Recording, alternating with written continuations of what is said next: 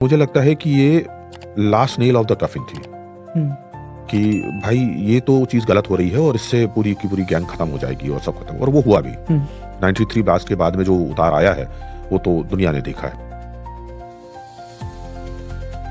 ये अंतिम उसके जो मसला हुआ वो ये हुआ कि ये लोग सब साथ में खाना खाने बैठा करते थे। एक दिन ये लोग बैठे हुए थे, उसमें नूरा ने कुछ या अनीस ने किसी ने राजन के ऊपर कोई फप्ती कस दी, इसने उसको तमाचा मार दिया।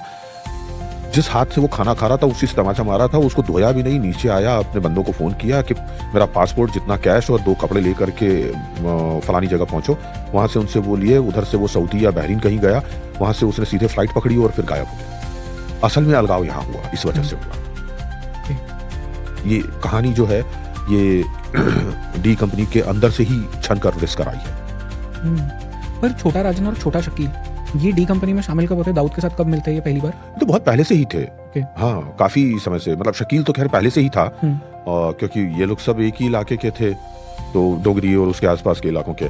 तो वहाँ पे इन लोगों का तो अपना पहले से ही ग्रुप बन गया था। उसमें लंबू शकील था, उसमें शकील छोटा शकील था।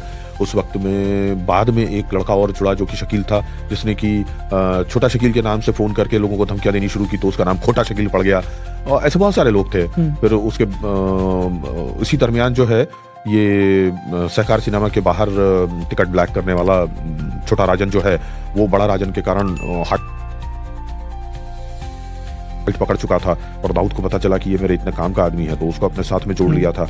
और साथ जुड़े तो ऐसा जुड़े कि मतलब याराना हो गया, दोस्ताना हो गया, बहुत ही मोहब्बत हो गई, एक भाईचारा हो गया।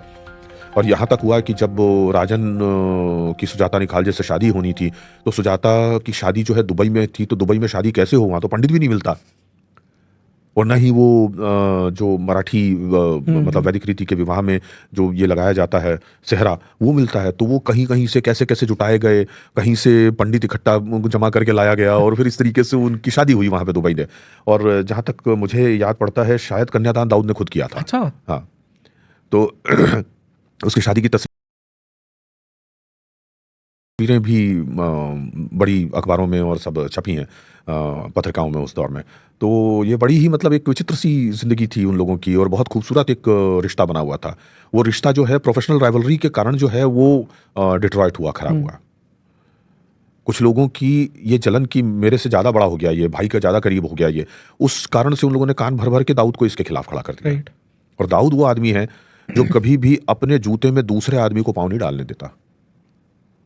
उसका उसे जो है अपने कद के बराबर छोड़िए, अपने कद के आस-पास तक फटकने नहीं देता, उसके पहले उसे खत्म करता है।